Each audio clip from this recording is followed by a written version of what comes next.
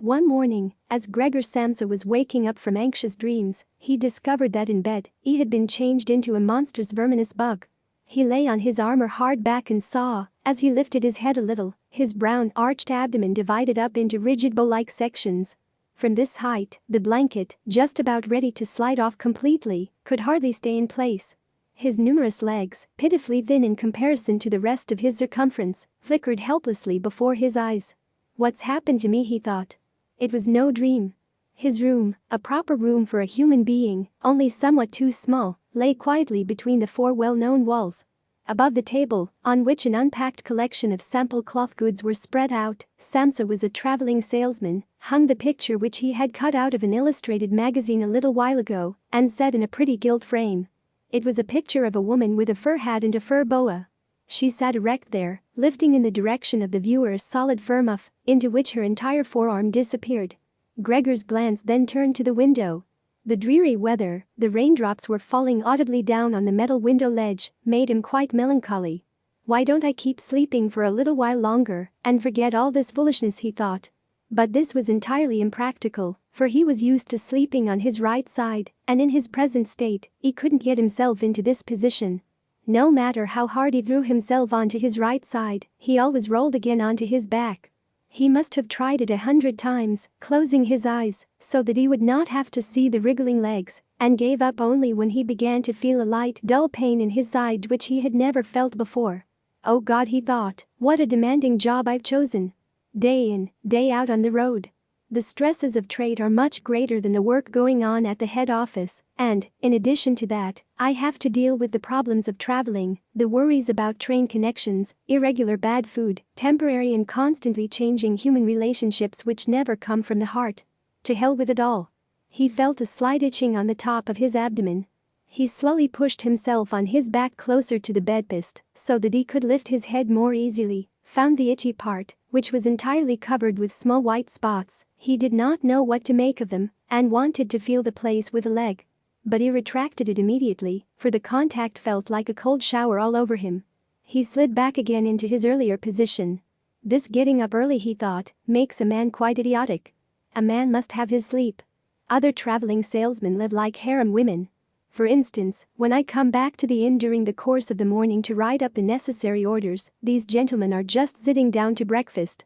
If I were to try that with my boss, I'd be thrown out on the spot. Still, who knows whether that mightn't be really good for me. If I didn't hold back for my parents' sake, I would have quit ages ago. I would have gone to the boss and told him just what I think from the bottom of my heart. He would have fallen right off his desk. How weird it is to sit up at the desk and talk down to the employee from way up there. The boss has trouble hearing, so the employee has to step up quite close to him. Anyway, I haven't completely given up that hope yet. Once I've got together the money to pay off the parents' debt to him, that should take another 5 or 6 years, I'll do it for sure. Then I'll make the big break. In any case, right now I have to get up. My train leaves at 5 o'clock. And he looked over at the alarm clock ticking away by the chest of drawers. Good God, he thought. It was 6:30, and the hands were going quietly on. It was past the half hour, already nearly 1:45. Could the alarm have failed to ring? One saw from the bed that it was properly set for 4 o'clock. Certainly, it had rung. Yes, but was it possible to sleep through this noise that made the furniture shake? Now, it's true he'd not slept quietly, but evidently he'd slept all the more deeply. Still, what should he do now? The next train left at 7 o'clock. To catch that one, he would have to go in a mad rush. The sample collection wasn't packed up yet, and he really didn't feel particularly fresh and active. And even if he caught the train, there was no avoiding a blow-up with the boss, because the firm's errand boy would have waited for the 5 o'clock train and reported the news of his absence long ago. He was the boss's minion, without backbone or intelligence. Well then, what if he reported in sick? But that would be extremely embarrassing and suspicious, because during his 5 years of service, Gregor hadn't been sick even once. The boss would certainly come with the doctor from the health insurance company and would reproach his parents for their lazy son and cut short all objections with the insurance doctor's comments. For him, everyone was completely healthy but really lazy about work. And besides, would the doctor, in this case, be totally wrong? Apart from really excessive drowsiness after the long sleep, Gregor, in fact, felt quite well and even had a really strong appetite. As he was thinking all this over in the greatest haste, without being able to make the decision to get out of bed, the alarm clock was indicating exactly 7:15. There was a cautious knock on the door by the head of the bed. Gregor, a voice called. It was his mother. "It's 7:15. Do you want to be on your way?" The soft voice. Gregor was startled when he heard his voice answering. It was clearly and unmistakably his earlier voice, but in it was intermingled, as if from below, an irrepressibly painful squeaking which left the words positively distinct only in the first moment and distorted them in the reverberation, so that one didn't know if one had heard correctly. Gregor wanted to answer in detail and explain everything, but in these circumstances, he confined himself to saying, "Yes, thank you, Mother. I'm getting up right away." Because of the wooden door, the change in Gregor's voice was not really noticeable outside, so his mother calmed down with this explanation and shuffled off. However, as a result of the short conversation, the other family members became aware of the fact that Gregor was unexpectedly still at home, and already his father was knocking on one side door, weakly but with his fist. Gregor, he called out, "What's going on?" And after a short while, he urged him on again in a deeper voice. Gregor. At the other side door, however, his sister knocked lightly. "Gregor? Are you all right? Do you need anything?" Gregor directed answers in both directions. "I'll be ready right away." He made an effort with the most careful articulation, and by inserting long pauses between the individual words to remove everything remarkable from his voice. His father turned back to his breakfast. However, the sister whispered, "Gregor, open the door, I beg you." Gregor had no intention of opening the door, but congratulated himself on his precaution, acquired from traveling, of locking all doors during the night, even at home. First, he wanted to stand up quietly and undisturbed, get dressed, above all have breakfast, and only then consider further action, for, he noticed this clearly, by thinking things over in bed he would not reach a reasonable conclusion.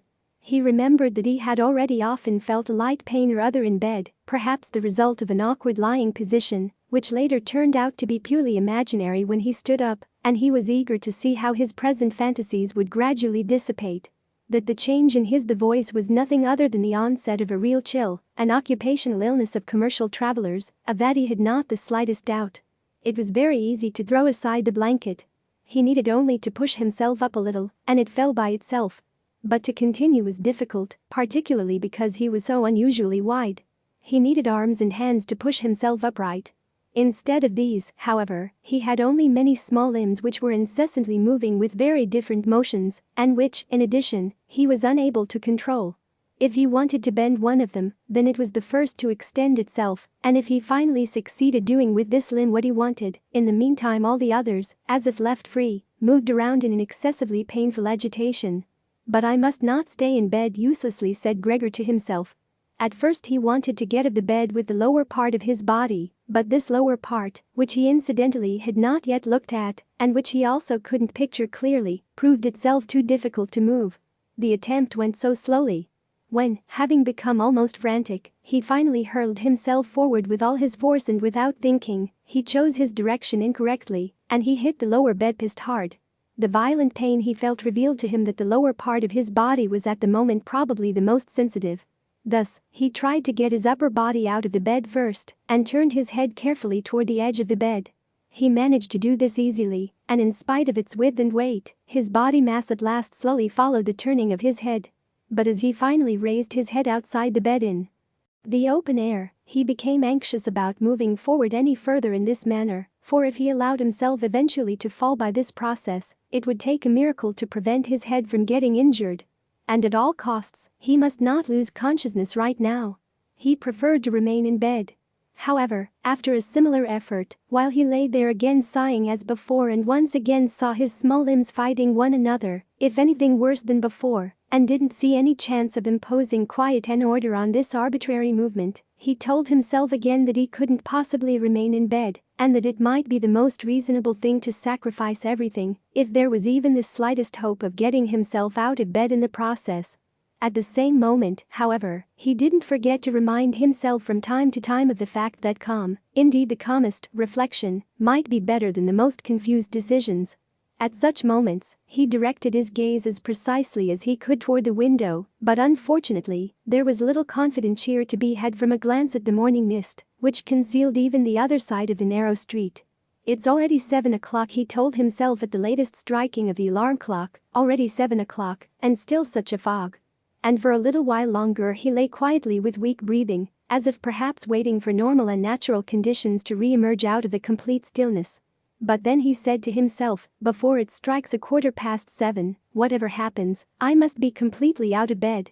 Besides, by then someone from the office will arrive to inquire about me, because the office will open before 7 o'clock. And he made an effort then to rock his entire body length out of the bed with a uniform motion. If he let himself fall out of the bed in this way, his head, which in the course of the fall he intended to lift up sharply, would probably remain uninjured. His back seemed to be hard. Nothing would really happen to that as a result of the fall. His greatest reservation was a worry about the loud noise which the fall must create, and which presumably would arouse, if not fright, then at least concern on the other side of all the doors. However, it had to be tried. As Gregor was in the process of lifting himself half out of bed, the new method was more of a game than an effort. He needed only to rock with a constant rhythm. It struck him how easy all this would be if someone were to come to his aid. 2 strong people, he thought of his father and the servant girl, would have been quite sufficient. They would have only had to push their arms under his arched back to get him out of the bed, to bend down with their load, and then merely to exercise patience and care that he completed the flip onto the floor, where his diminutive legs would then, he hoped, acquire a purpose. Now, quite apart from the fact that the doors were locked, should he really call out for help? In spite of all his distress, he was unable to suppress a smile at this idea.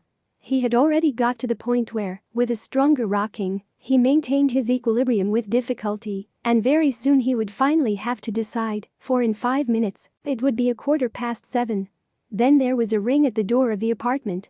That's someone from the office, he told himself, and he almost froze while his small limbs only danced around all the faster. For one moment everything remained still. They aren't opening, Gregor said to himself, caught up in some absurd hope. But of course then, as usual, the servant girl with her firm tread went to the door and opened it. Gregor needed to hear only the visitor's first word of greeting to recognize immediately who it was, the manager himself. Why was Gregor the only one condemned to work in a firm where at the slightest lapse someone immediately attracted the greatest suspicion? Were all the employees then collectively, one and all, scoundrels? Was there then among them no truly devoted person who, if he failed to use just a couple of hours in the morning for office work, would become abnormal from pangs of conscience and really be in no state to get out of bed? Was it really not enough to let an apprentice make inquiries if such questioning was even necessary? Must the manager himself come, and in the process must it be demonstrated to the entire innocent family that the investigation of this suspicious circumstance could only be entrusted to the intelligence of the manager? And more as a consequence of the excited state in which this idea put Gregor than as a result of an actual decision, he swung himself with all his might out of the bed. There was a loud thud, but not a real crash. The fall was absorbed somewhat by the carpet and, in addition, the back was more elastic than Gregor had thought. For that reason, the dull noise was not quite so conspicuous. But he had not held his head up with sufficient care and had hit it.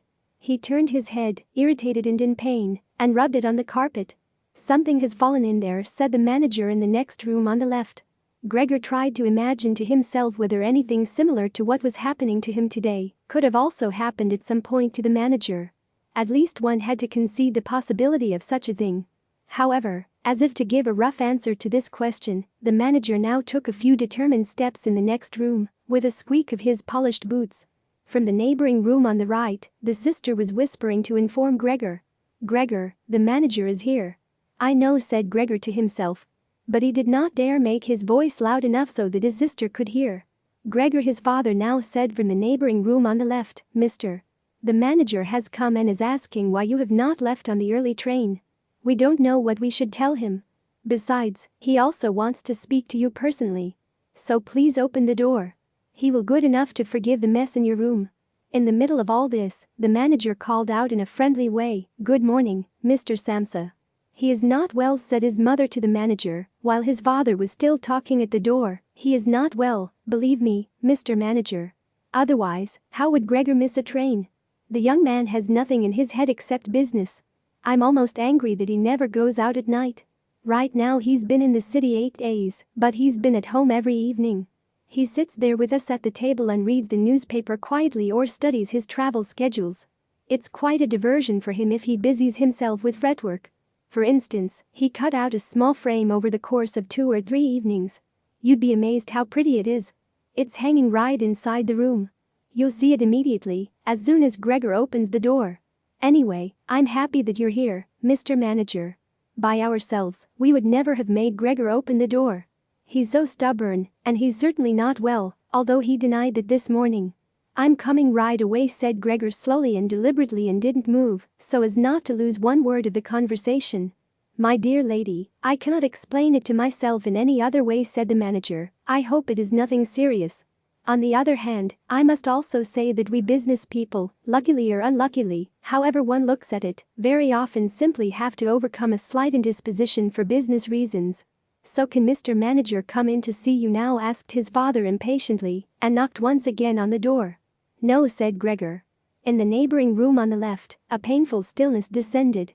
In the neighboring room on the right, the sister began to sob. Why didn't his sister go to the others? She'd probably just gotten up out of bed now and hadn't even started to get dressed yet. Then why was she crying? Because he wasn't getting up and wasn't letting the manager in, because he was in danger of losing his position, and because then his boss would badger his parents once again with the old demands? Those were probably unnecessary worries right now. Gregor was still here and wasn't thinking at all about abandoning his family. At the moment he was lying right there on the carpet, and no one who knew about his condition would have seriously demanded that he let the manager in. But Gregor wouldn't be casually dismissed right away because of this small discourtesy, for which he would find an easy and suitable excuse later on. It seemed to Gregor that it might be far more reasonable to leave him in peace at the moment, instead of disturbing him with crying and conversation. But it was the very uncertainty which distressed the others and excused their behavior. Mr. Samsa, the manager, was now shouting, his voice raised. What's the matter? You are barricading yourself in your room, answer with only a yes and a no, are making serious and unnecessary troubles for your parents, and neglecting, I mention this only incidentally, your commercial duties in a truly unheard of manner. I am speaking here in the name of your parents and your employer, and I am requesting you in all seriousness for an immediate and clear explanation. I am amazed. I am amazed. I thought I knew you as a calm, reasonable person, and now you appear suddenly to want to start parading around in weird moods. The chief indicated to me earlier this very day a possible explanation for your neglected concern, the collection of cash entrusted to you a short while ago, but in truth, I almost gave him my word of honor that this explanation could not be correct. However, now I see here your unimaginable pig-headedness, and I am totally losing any desire to speak up for you in the slightest. And your position is not at all the most secure. Originally I intended to mention all this to you privately, but since you are letting me waste my time here uselessly, I don't know why the matter shouldn't come to the attention of your parents. Your productivity has also been very unsatisfactory recently. Of course, it's not the time of year to conduct exceptional business, we recognize that, but a time of year for conducting no business, there is no such thing at all, Mr. Samsa, and such a thing must never be. But Mr. Manager, called Gregor, beside himself and in his agitation forgetting everything else, I'm opening the door immediately, this very moment. A slight indisposition, a dizzy spell, has prevented me from getting up. I'm still lying in bed right now. But now I'm quite refreshed once again. I'm in the midst of getting out of bed. Just have the patience for a short moment. Things are not going so well as I thought. But things are all right. How suddenly this can overcome someone. Just yesterday evening everything was fine with me. My parents certainly know that. Actually, just yesterday evening I had a small premonition. People must have seen that in me. Why have I not reported that to the office? But people always think that they'll get over sickness without having to stay at home. Mr. Manager, take it easy on my parents. There is really no basis for the criticisms which you are now making against me, and really nobody has said a word to me about that. Perhaps you have not read the latest orders which I shipped. Besides, now I'm setting out on my trip on the 8 o'clock train, the few hours' rests have made me stronger. Mr. Manager, do not stay, I will be at the office in person right away. Please have the goodness to say that and to convey my respects to the chief. While Gregor was quickly blurting all this out, hardly aware of what he was saying, he had moved close to the chest of drawers without effort, probably as a result of the practice he had already had in bed, and now he was trying to raise himself upon it. Actually, he wanted to open the door, he really wanted to let himself be seen by and to speak with the manager. He was keen to witness what the others now asking after him would say at the sight of him. If they were startled, then Gregor had no more responsibility and could be calm. But if they accepted everything quietly, then he would have no reason to get excited and, if he got a move on, could really be at the station around 8 o'clock. At first, he slid down a few times from the smooth chest of drawers. But at last, he gave himself a final swing and stood upright there. He was no longer at all aware of the pains in his lower body, no matter how they might still sting. Now he let himself fall against the back of a nearby chair, on the edge of which he braced himself with his thin limbs. By doing this he gained control over himself and kept quiet, for he could now hear the manager. "Did you understood a single word?" The manager asked the parents. "Is he playing the fool with us?" "For God's sake," cried the mother already in tears, "perhaps he's very ill, and we're upsetting him." Greet! Greet! She yelled at that point. "Mother! Call the sister from the other side." They were making themselves understood through Gregor's room. "You must go to the doctor right away. Gregor is sick. Hurry to the doctor." "Have you heard Gregor speak yet?" "That was an animal's voice," said the manager, remarkably quietly in comparison to the mother's cries. "Anna! Anna!" yelled the father through the hall into the kitchen, clapping his hands. "Fetch a locksmith right away." The two young women were already running through the hall with swishing skirts. How had his sister dressed so quickly? And yanked open the doors of the apartment. One couldn't hear the doors closing at all. They probably had left them open, as is customary in an apartment in which a huge misfortune has taken place. However, Gregor had become much calmer. All right, people did not understand his words anymore, although they seemed clear enough to him, clearer than previously, perhaps because his ears had gotten used to them. But at least people now thought that things were not all right with him, and were prepared to help him. The confidence and assurance with which the first arrangements had been carried out made him feel good. He felt himself included once again in the circle of humanity, and was expecting from both the doctor and the locksmith, without differentiating between them with any real precision, splendid and surprising results. In order to get as clear a voice as possible for the critical conversation which was imminent, he coughed a little, and certainly took the trouble to do this in a really subdued way, since it was possible that even this noise sounded like something different from a human cough. He no longer trusted himself to decide anymore. Meanwhile, in the next room, it had become really quiet. Perhaps his parents were sitting with the manager at the table and were whispering, perhaps they were all leaning against the door and listening. Gregor pushed himself slowly towards the door, with the help of the easy chair, let go of it there, threw himself against the door, held himself upright against it, the balls of his tiny limbs had a little sticky stuff on them, and rested there momentarily from his exertion. Then he made an effort to turn the key in the lock with his mouth. Unfortunately, it seemed that he had no real teeth. How then was he to grab hold of the key? But to make up for that, his jaws were naturally very strong. With their help, he managed to get the key really moving, and he did not notice that he was obviously inflicting some damage on himself, for a brown fluid came out of his mouth, flowed over the key, and dripped onto the floor. "Just listen for a moment," said the manager in the next room, "he's turning the key." For Gregor that was a great encouragement.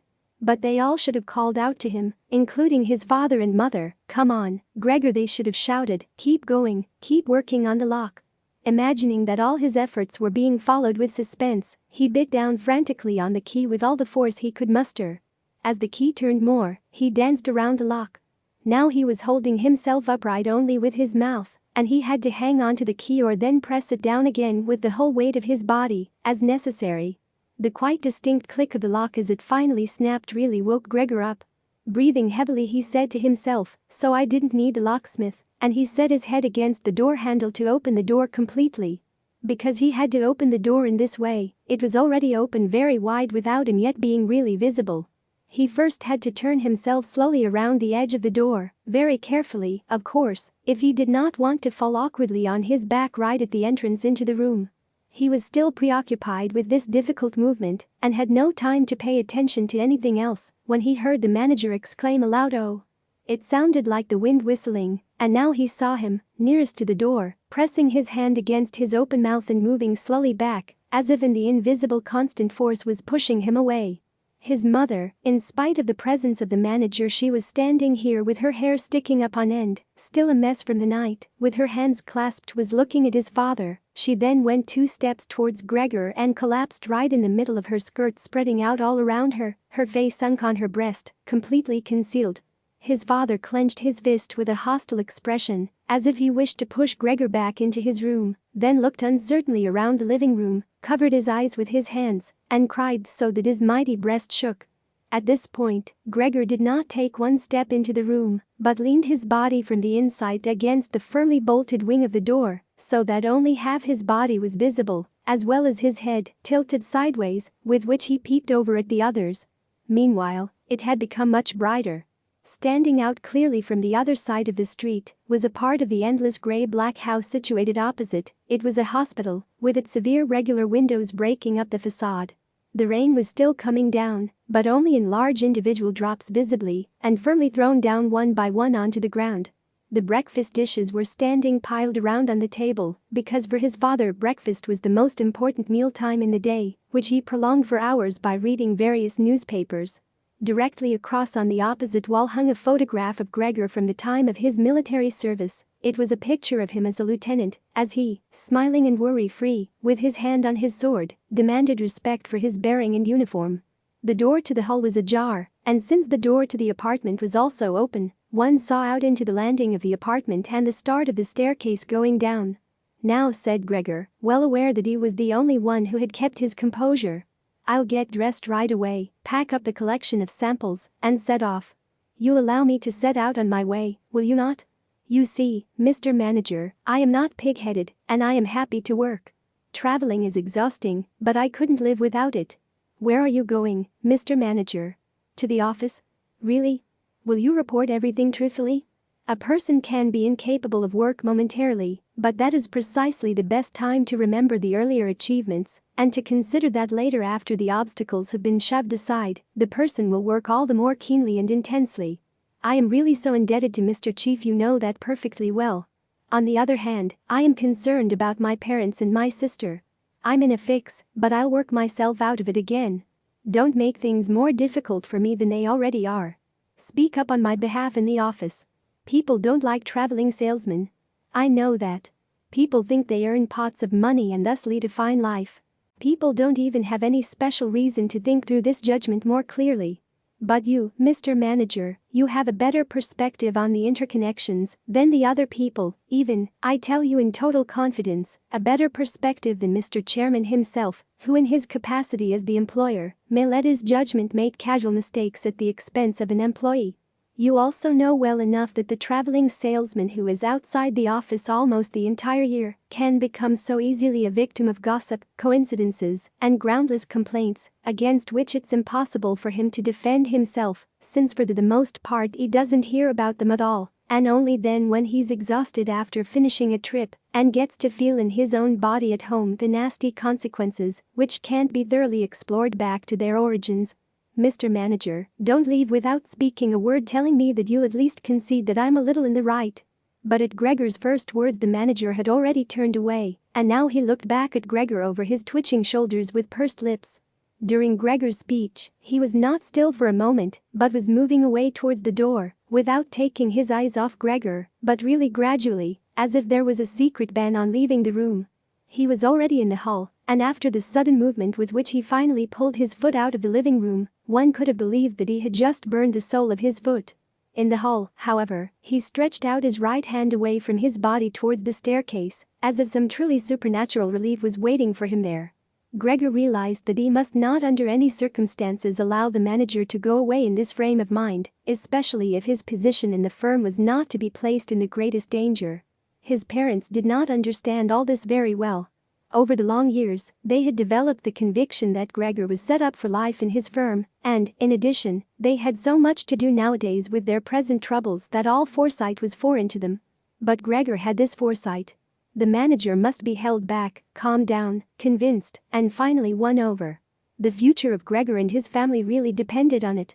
If only the sister had been there. She was clever. She had already cried while Gregor was still lying quietly on his back. And the manager, this friend of the ladies, would certainly let himself be guided by her. She would have closed the door to the apartment and talked him out of his fright in the hall. But the sister was not even there. Gregor must deal with it himself.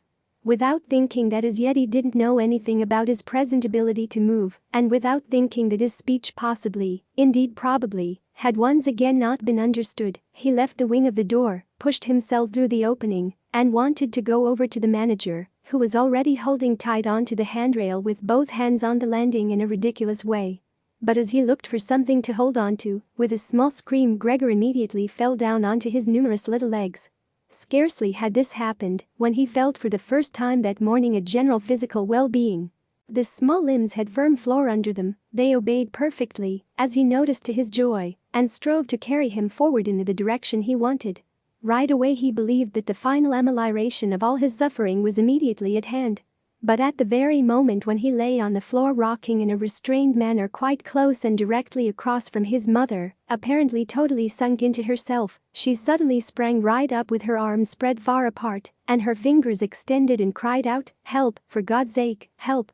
She held her head bowed down as if she wanted to view Gregor better, but ran senselessly back, contradicting that gesture, forgetting that behind her stood the table with all the dishes on it. When she reached the table, she sat down heavily on it, as if absent-mindedly, and did not appear to notice at all that next to her coffee was pouring out onto the carpet in a full stream from the large overturned container. "Mother," said Gregor quietly, and looked over towards her. The manager momentarily had disappeared completely from his mind. By contrast, at the sight of the flowing coffee, he couldn't stop himself snapping his jaws in the air a few times. At that, his mother screamed all over again, hurried from the table, and collapsed into the arms of his father, who was rushing towards her. But Gregor had no time right now for his parents. The manager was already on the staircase. His chin level with the banister, the manager looked back for the last time. Gregor took an initial movement to catch up to him if possible. But the manager must have suspected something, because he made a leap down over a few stairs and disappeared, still shouting "Ha!" The sound echoed throughout the entire stairwell. Now, unfortunately, this flight of the manager also seemed complete to bewilder his father, who earlier had been relatively calm, for instead of running after the manager himself or at least not hindering Gregor from his pursuit, with his right hand, he grabbed hold of the manager's cane, which he had left behind with his hat and overcoat on a chair. With his left hand, his father picked up a large newspaper from the table and, stamping his feet on the floor, he set out to drive Gregor back into his room by waving the cane and the newspaper. No request of Gregor's was of any use, no request would even be understood. No matter how willing he was to turn his head respectfully, his father just stomped all the harder with his feet. Across the room from him, his mother had pulled open a window, in spite of the cool weather, and leaning out with her hands on her cheeks, she pushed her face far outside the window. Between the alley and the stairwell a strong draft came up, the curtains on the window flew around, the newspapers on the table swished, and individual sheets fluttered down over the floor. The father relentlessly pressed forward pushing out sibilants, like a wild man. Now, Gregor had no practice at all in going backwards, it was really going very slowly. If Gregor only had been allowed to turn himself around, he would have been in his room right away, but he was afraid to make his father impatient by the time-consuming process of turning around, and each moment he faced the threat of a mortal blow on his back or his head from the cane in his father's hand. Finally, Gregor had no other option, for he noticed with horror that he did not understand yet how to maintain his direction going backwards.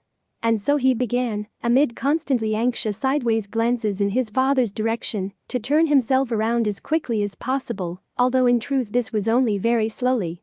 Perhaps his father noticed his good intentions, for he did not disrupt Gregor in this motion, but with the tip of the cane from at the distance he even directed here and there Gregor's rotating movement. If only there hadn't been his father's unbearable hissing. Because of that Gregor totally lost his head. He was already almost totally turned around when, always with this hissing in his ear, he just made a mistake and turned himself back a little. But when he finally was successful in getting his head in front of the door opening, it became clear that his body was too wide to go through any further. Naturally his father, in his present mental state, had no idea of opening the other wing of the door a bit to create a suitable passage for Gregor to get through. His single fixed thought was that Gregor must get into his room as quickly as possible. He would never have allowed the elaborate preparations that Gregor required to orient himself and thus perhaps get through the door. On the contrary, as if there were no obstacle and with a peculiar noise, he now drove Gregor forwards. Behind Gregor, the sound was at this point no longer like the voice of only a single father. Now it was really no longer a joke, and Gregor forced himself, come what might, into the door. One side of his body was lifted up. He lay at an angle in the door opening. His one flank was sore with the scraping. On the white door, ugly blotches were left. Soon he was stuck fast and would have not been able to move any more on his own. The tiny legs on one side hung twitching in the air above, the ones on the other side were pushed painfully into the floor. Then his father gave him a one really strong liberating push from behind, and he scurried, bleeding severely, far into the interior of his room. The door was slammed shut with the cane, and finally, it was quiet. Gregor first woke up from his heavy swoon-like sleep in the evening twilight. He would certainly have woken up soon afterwards without any disturbance, for he felt himself sufficiently rested and wide awake, although it appeared to him as if a hurried step and a cautious closing of the door to the hall had aroused him. The shine of the electric streetlights lay pale here and there on the ceiling and on the higher parts of the furniture, but underneath around Gregor, it was dark. He pushed himself slowly toward the door, still groping awkwardly with his feelers, which he now learned to value for the first time, to check what was happening there. His left side seemed one single long unpleasantly stretched scar, and he really had to hobble on his 2 rows of legs. In addition, one small leg had been seriously wounded in the course of the morning incident. It was almost a miracle that only one had been hurt and dragged lifelessly behind. By the door he first noticed what had really lured him there. It was the smell of something to eat. For there stood a bowl filled with sweetened milk, in which swam tiny pieces of white bread. He almost laughed with joy, for he now had a much greater hunger than in the morning, and he immediately dipped his head almost up to and over his eyes down into the milk. But he soon drew it back again in disappointment, not just because it was difficult for him to eat on account of his delicate left side. He could eat only if his entire panting body worked in a coordinated way, but also because the milk, which otherwise was his favorite drink and which his sister had certainly placed there for that reason, did not appeal to him at all. He turned away from the bowl almost with aversion and crept back into the middle of the room. In the living room, as Gregor saw through the crack in the door, the gas was lit, but were on other occasions at this time of day, the father was accustomed to read the afternoon newspaper in a loud voice to his mother, and sometimes also to his sister. At the moment, not a sound was audible. Now, perhaps this reading aloud, about which his sister always spoken and written to him, had recently fallen out of their general routine. But it was so still all around, in spite of the fact that the apartment was certainly not empty. What a quiet life the family leads, said Gregor to himself, and, as he stared fixedly out in front of him into the darkness, he felt a great pride that he had been able to provide such a life in a beautiful apartment like this for his parents and his sister. But how would things go if now all tranquility, all prosperity, all contentment should come to a horrible end? In order not to lose himself in such thoughts, Gregor preferred to set himself moving and crawled up and down in his room. Once during the long evening, one side door and then the other door was opened just a tiny crack and quickly closed again. Someone presumably needed to come in, but had then thought better of it. Gregor immediately took up a position by the living room door, determined to bring in the hesitant visitor somehow or other, or at least to find out who it might be. But now the door was not opened anymore, and Gregor waited in vain. Earlier, when the door had been barred, they had all wanted to come into him. Now, when he had opened one door, and when the others had obviously been opened during the day, no one came anymore, and the keys were stuck in the locks on the outside. The light in the living room was turned off only late at night, and now it was easy to establish that his parents and his sister had stayed awake all this time, for one could hear clearly as all 3 moved away on tiptoe. Now it was certain that no one would come into Gregor anymore until the morning. Thus, he had a long time to think undisturbed about how he should reorganize his life from scratch. But the high open room, in which he was compelled to lie flat on the floor, made him anxious, without his being able to figure out the reason, for he had lived in the room for 5 years. With a half-unconscious turn and not without a slight shame, he scurried under the couch, where, in spite of the fact that his back was a little cramped and he could no longer lift up his head, he felt very comfortable and was sorry only that his body was too wide to fit completely under it. There he remained the entire night, which he spent partly in a state of semi-sleep, out of which his hunger constantly woke him with a start, but partly in a state of worry and murky hopes, which all led to the conclusion that for the time being, he would have to keep calm and with patience and the greatest consideration for his family, tolerate the troubles which in his present condition, he was now forced to cause them. Already early in the morning, it was still almost night, Gregor had an opportunity to test the power of the decisions he had just made, for his sister, almost fully dressed, opened the door from the hall into his room and looked eagerly inside. She did not find him immediately, but when she noticed him under the couch, God, he had to be somewhere or other, for he could hardly fly away. She got such a shock that, without being able to control herself, she slammed the door shut once again from the outside. However, as if she was sorry for her behavior, she immediately opened the door again and walked in on her tiptoes, as if she was in the presence of a serious invalid or a total stranger. Gregor had pushed his head forward just to the edge of the couch and was observing her. Would she really notice that he had left the milk standing, not indeed from any lack of hunger, and would she bring in something else to eat more suitable for him? If she did not do it on her own, he would sooner starve to death than call her attention to the fact, although he had a really powerful urge to move beyond the couch, throw himself at his sister's feet, and beg her for something or other good to eat. But his sister noticed right away with astonishment that the bowl was still full, with only a little milk spilt around it. She picked it up immediately, although not with her bare hands but with a rag, and took it out of the room.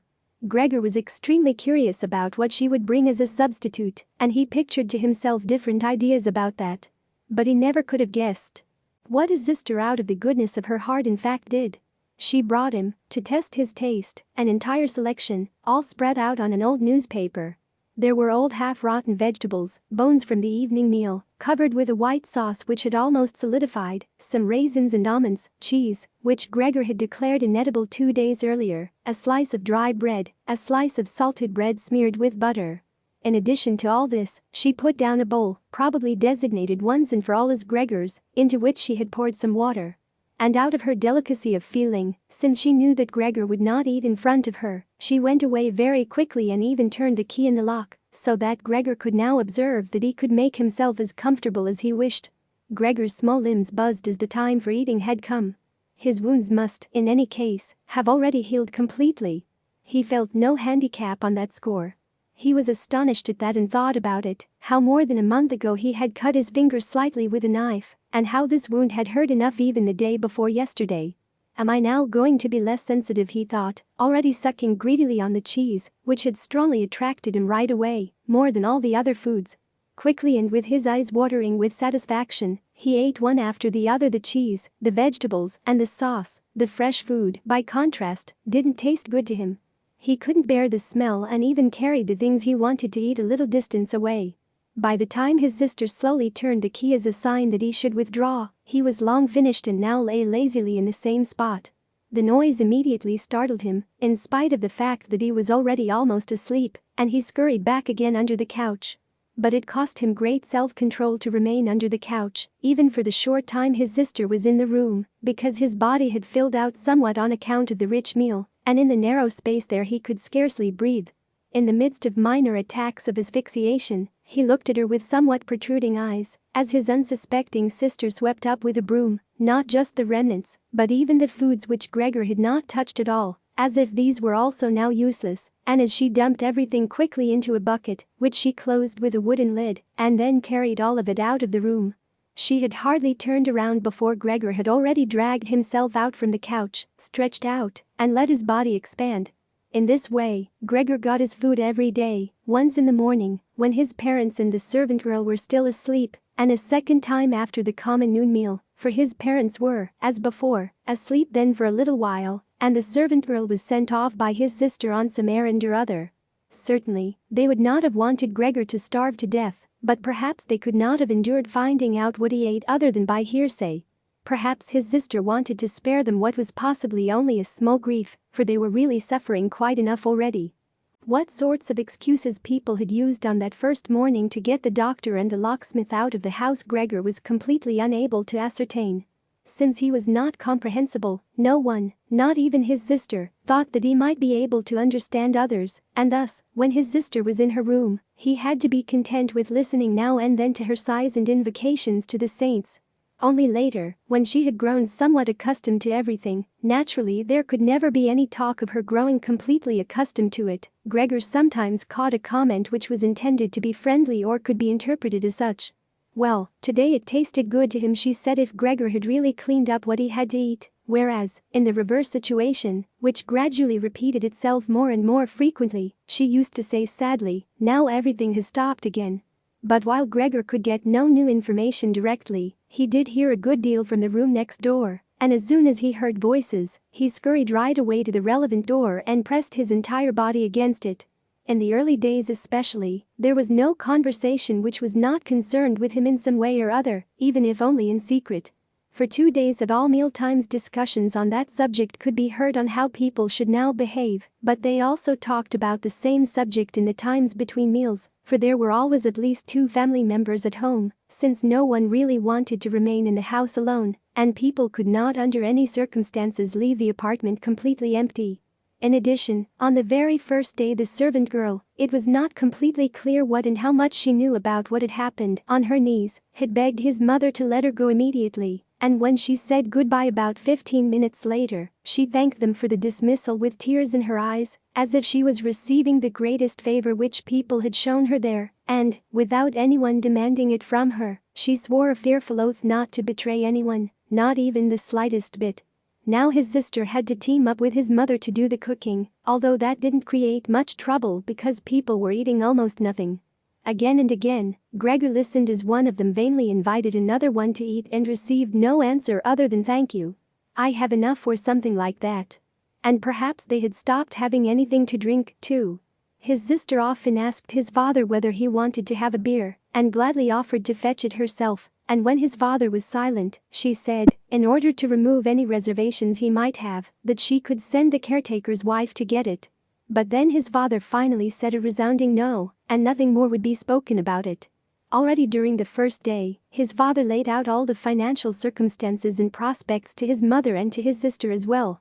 From time to time he stood up from the table and pulled out of his small lockbox salvaged from his business, which had collapsed 5 years previously, some document or other or some notebook.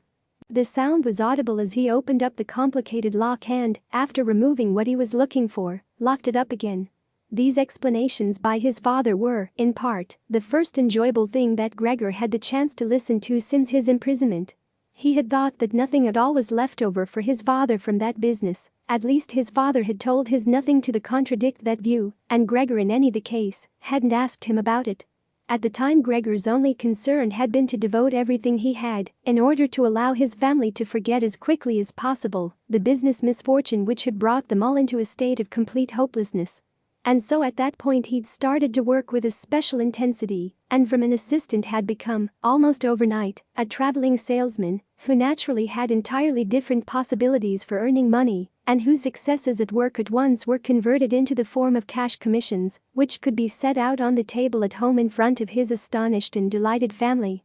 Those had been beautiful days, and they had never come back afterwards, at least not with the same splendor, in spite of the fact that Gregor later earned so much money that he was in a position to bear the expenses of the entire family, expenses which he, in fact, did bear. They had become quite accustomed to it, both the family and Gregor as well. They took the money with thanks, and he happily surrendered it, but the special warmth was no longer present. Only the sister had remained still close to Gregor, and it was his secret plan to send her. In contrast to Gregor, she loved music very much and knew how to play the violin charmingly next year to the conservatory, regardless of the great expense which that must necessitate, and which would be made up in other ways. Now and then during Gregor's short stays in the city the conservatory was mentioned in conversations with his sister, but always only as a beautiful dream, whose realization was unimaginable, and their parents never listened to these innocent expectations with pleasure. But Gregor thought about them with scrupulous consideration, and intended to explain the matter ceremoniously on Christmas Eve. In his present situation, such futile ideas went through his head, while he pushed himself right up against the door and listened. Sometimes in his general exhaustion he couldn't listen anymore, and let his head bang listlessly against the door, but he immediately pulled himself together, for even the small sound which he made by this motion was heard nearby and silenced everyone.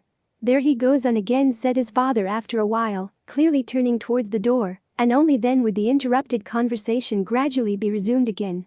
Gregor found out clearly enough, for his father tended to repeat himself often in his explanations, partly because he had not personally concerned himself with these matters for a long time now, and partly also because his mother did not understand everything right away the first time, that, in spite all bad luck, a fortune, although a very small one, was available from the old times, which the interest which gradually allowed to increase a little.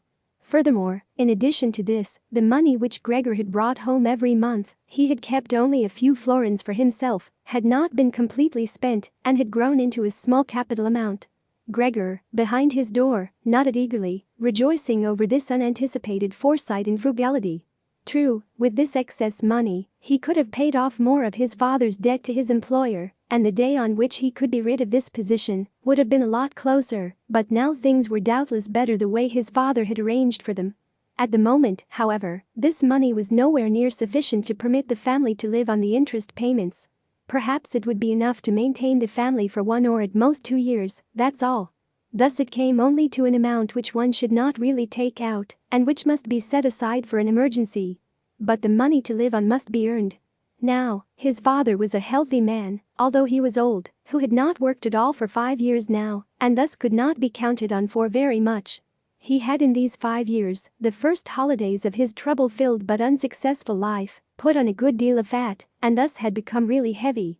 And should his old mother now maybe work for money, a woman who suffered from asthma, for whom wandering through the apartment even now was a great strain, and who spent every second day on the sofa by the open window laboring for breath? Should his sister earn money, a girl who was still a 17-year-old child, whose earlier lifestyle had been so very delightful that it had consisted of dressing herself nicely, sleeping in late, helping around the house, taking part in a few modest enjoyments and, above all, playing the violin? When it came to talking about this need to earn money, at first Gregor went away from the door and threw himself on the cool leather sofa beside the door, for he was quite hot from shame and sorrow. Often he lay there all night long. He didn't sleep a moment and just scratched on the leather for hours at a time. He undertook the very difficult task of shoving a chair over to the window. Then he crept up on the windowsill and, braced in the chair, leaned against the window to look out, obviously with some memory or other of the satisfaction which that used to bring him in earlier times. Actually, from day to day he perceived things with less and less clarity, even those a short distance away. The hospital across the street, the all too frequent sight of which he had previously cursed, was not visible at all anymore, and if he had not been precisely aware that he lived in the quiet but completely urban Charlotte Street, he could have believed that from his window he was peering out at a featureless wasteland in which the grey heaven and the grey earth had merged and were indistinguishable. His attentive sister must have observed a couple of times that the chair stood by the window, then, after cleaning up the room, each time she pushed the chair back right against the window, and from now on she even left the inner casement open. If Gregor had only been able to speak to his sister and thank her for everything that she had to do for him, he would have tolerated her service more easily. As it was, he suffered under it. The sister admittedly sought to cover up the awkwardness of everything as much as possible, and, as time went by, she naturally got more successful at it. But with the passing of time, Gregor also came to understand everything more precisely. Even her entrance was terrible for him. As soon as she entered, she ran straight to the window, without taking the time to shut the door, in spite of the fact that she was otherwise very considerate in sparing anyone the sight of Gregor's room, and yanked the window open with eager hands, as if she was almost suffocating, and remained for a while by the window breathing deeply, even when it was still so cold. With this running and noise, she frightened Gregor twice every day. The entire time he trembled under the couch, and yet he knew very well that she would certainly have spared him gladly, if it had only been possible to remain with the window closed in a room where Gregor lived. On one occasion, about 1 month had already gone by since Gregor's transformation, and there was now no particular reason anymore for his sister to be startled at Gregor's appearance. She came a little earlier than usual, and came upon Gregor as he was still looking out the window, immobile and well positioned to frighten someone. It would not have come as a surprise to Gregor if she had not come in, since his position was preventing her from opening the window immediately. But she not only did not step inside, she even retreated and shut the door. A stranger really could have concluded from this that Gregor had been lying in wait for her and wanted to bite her. Of course, Gregor immediately concealed himself under the couch, but he had to wait until the noon meal before his sister returned, and she seemed much less calm than usual. From this, he realized that his appearance was still constantly intolerable to her and must remain intolerable in future, and that she really had to exert a lot of self-control not to run away from a glimpse of only this small part of his body which stuck out from under the couch. In order to spare her even this sight, one day he dragged the sheet on his back onto the couch. This task took him 4 hours and arranged it in such a way that he was now completely concealed and his sister, even if she bent down, could not see him. If this sheet was not necessary as far as she was concerned, then she could remove it, for it was clear enough that Gregor could not derive any pleasure from isolating himself away so completely. But she left the sheet just as it was, and Gregor believed he even caught a look of gratitude when on one occasion he carefully lifted up the sheet a little with his head to check as his sister took stock of the new arrangement. In the first 2 weeks, his parents could not bring themselves to visit him, and he often heard how they fully acknowledged his sister's present work, whereas earlier they had often got annoyed at his sister because she had seemed to them a somewhat useless young woman. However, now both his father and his mother often waited in front of Gregor's door while his sister cleaned up inside, and as soon as she came out she had to explain in detail how things looked in the room, what Gregor had eaten, how he had behaved this time, and whether perhaps a slight improvement was perceptible. In any event, his mother comparatively soon wanted to visit Gregor, but his father and his sister restrained her, at first with reasons which Gregor listened to very attentively and which he completely endorsed. Later, however, they had to hold her back forcefully, and when she then cried, "Let me go to Gregor. He's my unlucky son. Don't you understand that I have to go to him?"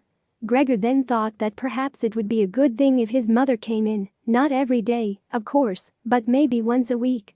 She understood everything much better than his sister, who in spite of all her courage was still a child, and, in the last the analysis had perhaps undertaken such a difficult task only out of childish recklessness. Gregor's wish to see his mother was soon realized. While during the day Gregor, out of consideration for his parents, did not want to show himself by the window, he couldn't crawl around very much on the few square meters of the floor. He found it difficult to bear lying quietly during the night, and soon eating no longer gave him the slightest pleasure. So for diversion, he acquired the habit of crawling back and forth across the walls and ceiling. He was especially fond of hanging from the ceiling. The experience was quite different from lying on the floor. It was easier to breathe, a slight vibration went through his body, and in the midst of the almost happy amusement which Gregor found up there, it could happen that, to his own surprise, he let go and hit the floor. However, now he naturally controlled his body quite differently, and he did not injure himself in such a great fall. His sister noticed immediately the new amusement which Gregor had found for himself, for as he crept around he left behind here and there traces of his sticky stuff, and so she got the idea of making Gregor's creeping around as easy as possible, and thus of removing the furniture which got in the way, especially the chest of drawers and the writing desk. But she was in no position to do this by herself. She did not dare to ask her father to help, and the servant girl would certainly not have assisted her, for although this girl, about 16 years old, had courageously remained since the dismissal of the previous cook, she had begged for the privilege of being allowed to stay permanently confined to the kitchen, and of having to open the door only in answer to a special summons. Thus, his sister had no other choice but to involve his mother while his father was absent. His mother approached Gregor's room with cries of excited joy, but she fell silent at the door. Of course, his sister first checked whether everything in the room was in order. Only then did she let his mother walk in. In great haste, Gregor had drawn the sheet down even further and wrinkled it more. The whole thing really looked just like a coverlet thrown carelessly over the couch. On this occasion, Gregor held back from spying out from under the sheet. Thus, he refrained from looking at his mother this time, and was just happy that she had come. "Come on, he is not visible," said his sister, and evidently led his mother by the hand. Now Gregor listened as these two weak women shifted the still heavy old chest of drawers from its position, and as his sister constantly took on herself the greatest part of the work without listening to the warnings of his mother, who was afraid that she would strain herself. The work lasted a long time. After about a quarter of an hour had already gone by, his mother said that it would be better if they left the chest of drawers where it was because, in the first place, it was too heavy. They would not be finished before his father's arrival, and with the chest of drawers in the middle of the room, it would block all Gregor's pathways, but, in the second place, it might not be certain that Gregor would be pleased with the removal of the furniture. To her, the reverse seemed to be true. The sight of the empty walls pierced her right to the heart, and why should Gregor not feel the same, since he had been accustomed to the room furnishings for a long time, and in an empty room, would thus feel himself abandoned? And is it not the case, his mother concluded very quietly, almost whispering as if she wished to prevent Gregor, whose exact location she really didn't know, from hearing even the sound of her voice, for she was convinced that he did not understand her words. And isn't it a fact that by removing the furniture we're showing that we're giving up all hope of improvement and are leaving him to his own resources without any consideration? I think it would be best if we tried to keep the room exactly in the condition in which it was before, so that when Gregor returns to us, he finds everything unchanged and can forget the intervening time all the more easily. As he heard his mother's words, Gregor realized that the lack of all immediate human contact, together with the monotonous life surrounded by the family over the course of these 2 months, must have confused his understanding, because otherwise, he couldn't explain to himself that he in all seriousness could have been so keen to have his room emptied. Was he really eager to let the warm room, comfortably furnished with pieces he had inherited, be turned into a cavern in which he would, of course, then be able to crawl about in all directions without disturbance, but at the same time with a quick and complete forgetting of his human past as well? Was he then at this point already on the verge of forgetting, and was it only the voice of his mother, which he had not heard for a long time, that had aroused him? Nothing was to be removed, everything must remain. In his condition, he couldn't function without the beneficial influences of his furniture. And if the furniture prevented him from carrying out his senseless crawling about all over the place, then there was no harm in that, but rather a great benefit. But his sister, unfortunately, thought otherwise. She had grown accustomed, certainly not without justification, so far as the discussion of matters concerning Gregor was concerned, to act as special expertise with respect to their parents, and so now the mother's advice was for his sister sufficient reason to insist on the removal, not only of the chest of drawers and the writing desk, which was the only item she had thought about at first, but also of all the furniture, with the exception of the indispensable couch. Of course, it was not only childish defiance and her recent very unexpected and hard-won self-confidence which led her to this demand. She had also actually observed that Gregor needed a great deal of room to creep about. The furniture, on the other hand, as far as one could see, was not of the slightest use. But perhaps the enthusiastic sensibility of young women of her age also played a role.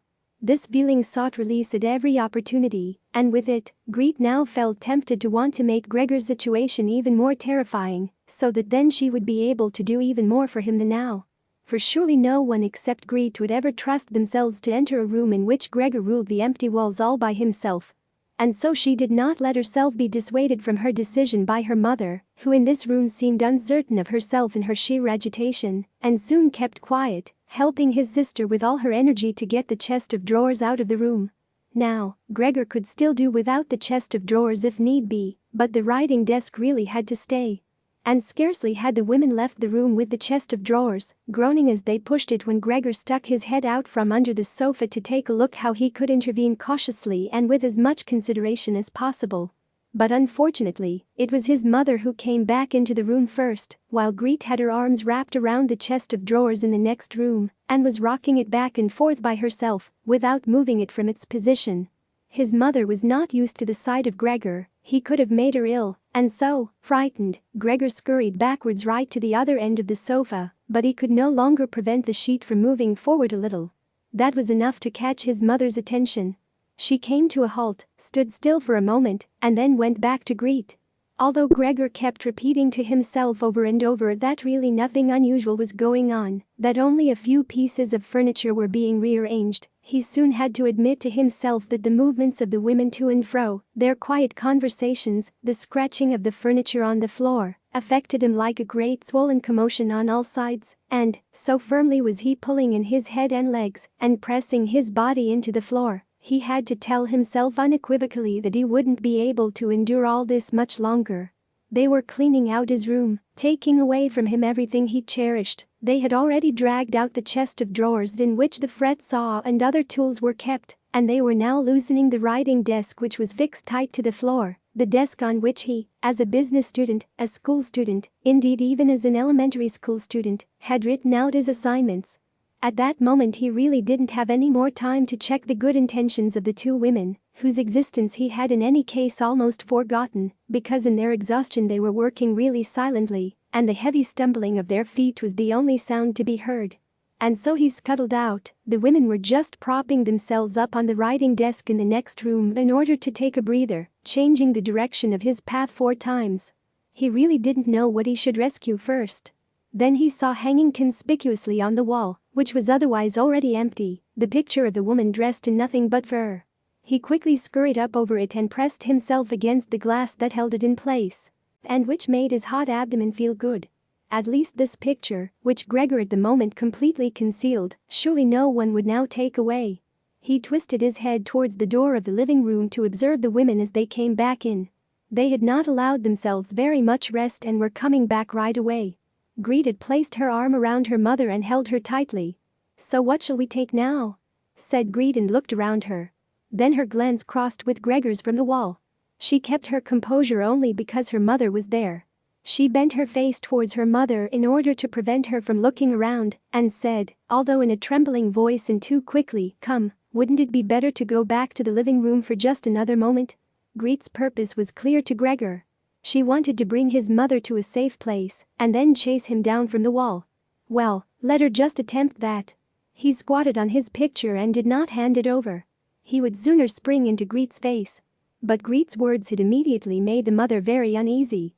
She walked to the side, caught sight of the enormous brown splotch on the flowered wallpaper, and before she became truly aware that what she was looking at was Gregor, screamed out in a high-pitched raw voice, oh God," and fell with outstretched arms, as if she was surrendering everything, down onto the couch and lay there motionless. "Gregor, you," cried out his sister with a raised fist and an urgent glare. Since his transformation, those were the first words which she had directed right at him. She ran into the room next door to bring some spirits or other with which she could revive her mother from her fainting spell. Gregor wanted to help as well. There was time enough to save the picture, but he was stuck fast on the glass and had to tear himself loose forcefully. Then he also scurried into the next room, as if he could give his sister some advice, as in earlier times, but then he had to stand there idly behind her while she rummaged about among various small bottles. Still, she was frightened when she turned around. A bottle fell onto the floor and shattered. A splinter of glass wounded Gregor in the face, some corrosive medicine or other dripped over him. Now, without lingering any longer, Greet took as many small bottles as she could hold and run with them into her mother. She slammed the door shut with her foot. Gregor was now shut off from his mother, who was perhaps near death, thanks to him. He could not open the door, and he did not want to chase away his sister who had to remain with her mother. At this point he had nothing to do but wait, and overwhelmed with self-reproach and worry, he began to creep and crawl over everything. Walls, furniture, and ceiling. Finally, in his despair, as the entire room started to spin around him, he fell onto the middle of the large table. A short time elapsed. Gregor lay there limply. All around was still. Perhaps that was a good sign. Then there was a ring at the door. The servant girl was naturally shut up in her kitchen, and Greet must, therefore, go to open the door. The father had arrived. "What's happened?" were his first words. Greet's appearance had told him everything. Greet replied with a dull voice, evidently she was pressing her face into her father's chest. "Mother fainted, but she's getting better now. Gregor has broken loose."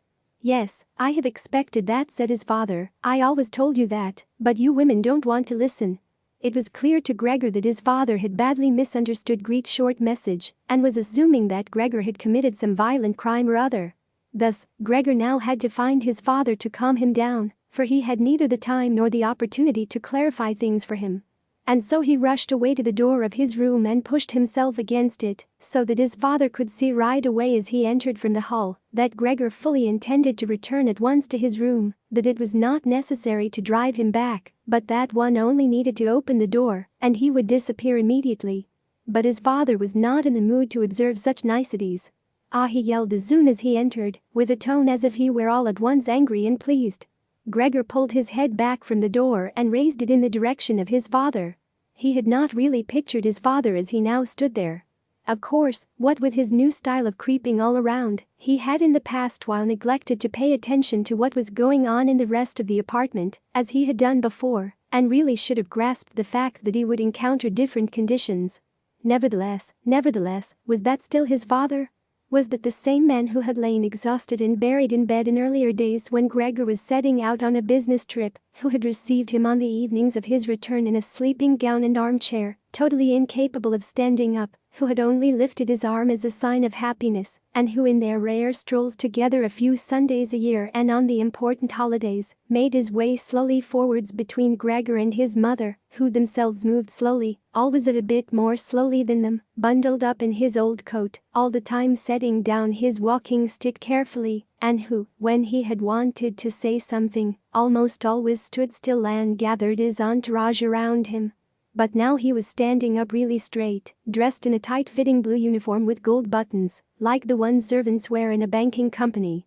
Above the high stiff collar of his jacket, his firm double chin stuck out prominently. Beneath his bushy eyebrows, the glance of his black eyes was freshly penetrating and alert. His otherwise disheveled white hair was combed down into a carefully exact shining part. He drew his cap, on which a gold monogram, apparently the symbol of the bank, was affixed, in an arc across the entire room onto the sofa and moved, throwing back the edge of the long coat of his uniform, with his hands in his trouser pockets and a grim face, right up to Gregor. He really didn't know what he had in mind, but he raised his foot uncommonly high anyway, and Gregor was astonished at the gigantic size of the sole of his boot. However, he did not linger on that point. For he knew from the first day of his new life that as far as he was concerned his father considered the greatest force the only appropriate, and so he scurried away from his father, stopped when his father remained standing, and scampered forward again when his father merely stirred. In this way, they made their way around the room repeatedly, without anything decisive taking place. Indeed, because of the slow pace it didn't look like a chase. Gregor remained on the floor for the time being, especially as he was afraid that his father could take a flight up onto the wall or the ceiling, as an act of real malice. At any event, Gregor had to tell himself that he couldn't keep up this running around for a long time, because whenever his father took a single step, he had to go through an enormous number of movements. Already he was starting to suffer from a shortage of breath, just as in his earlier days his lungs had been quite unreliable. As he now staggered around in this way in order to gather all his energies for running, hardly keeping his eyes open, in his listlessness, he had no notion at all of any escape other than by running, and had almost already forgotten that the walls were available to him, although they were obstructed by carefully carved furniture full of sharp points and spikes. At that moment something or other thrown casually flew down close by and rolled in front of him. It was an apple. Immediately a second one flew after it. Gregor stood still in fright. Further flight was useless, for his father had decided to bombard him. From the fruit bowl on the sideboard his father had filled his pockets, and now, without for the moment taking accurate aim, was throwing apple after apple. These small red apples rolled as if electrified around on the floor and collided with each other. A weakly thrown apple grazed Gregor's back, but skidded off harmlessly. However, another thrown immediately after that one drove into Gregor's back really hard. Gregor wanted to drag himself off, as if the unexpected and incredible pain would go away if he changed his position. But he felt as if he was nailed in place and lay stretched out completely confused in all his senses. Only with his final glance did he notice how the door of his room was pulled open, and how, right in front of his sister, who was yelling, his mother ran out in her undergarments, for his sister had undressed her in order to give her some freedom to breathe in her fainting spell, and how his mother then ran up to his father, on the way her tied-up skirts one after the other slipped toward the floor, and how, tripping over her skirts, she hurled herself onto his father and, throwing her arms around him, in complete union with him. But at this moment, Gregor's powers of sight gave way as her hands reached to the back of his father's head, and she begged him to spare Gregor's life. Gregor's serious wound, from which he suffered for over a month, since no one ventured to remove the apple, it remained in his flesh as a visible reminder, seemed by itself to have reminded the father that, in spite of his present unhappy and hateful appearance, Gregor was a member of the family, something one should not treat as an enemy, and that it was, on the contrary, a requirement of family duty to suppress one's aversion and to endure nothing else, just endure. And if through his wound Gregor had now apparently lost for good his ability to move and for the time being needed many minutes to crawl across this room like an aged invalid, so far as creeping up high was concerned, that was unimaginable. Nevertheless, for this worsening of his condition, in his opinion, he did get completely satisfactory compensation, because every day towards evening the door to the living room, which he was in the habit of keeping a sharp eye on even 1 or 2 hours beforehand, was opened, so that he, lying down in the darkness of his room, invisible from the living room, could see the entire family at the illuminated table and listen to their conversation, to a certain extent with their common permission, a situation quite different from what happened before. Of course, it was no longer the animated social interaction of former times, about which Gregor in his small hotel rooms had always thought about with a certain longing, when, tired out, he had to throw himself in the damp bedclothes. For the most part, what went on now was very quiet. After the evening meal, the father fell asleep quickly in his armchair, the mother and sister talked guardedly to each other in the stillness. Bent far over, the mother sewed fine undergarments for a fashion shop. The sister, who had taken on a job as a salesgirl, in the evening studied stenography and French, so as perhaps later to attain a better position. Sometimes the father woke up and, as if he was quite ignorant that he had been asleep, said to the mother, "How long you have been sewing today?" and went right back to sleep, while the mother and the sister smiled tiredly to each other.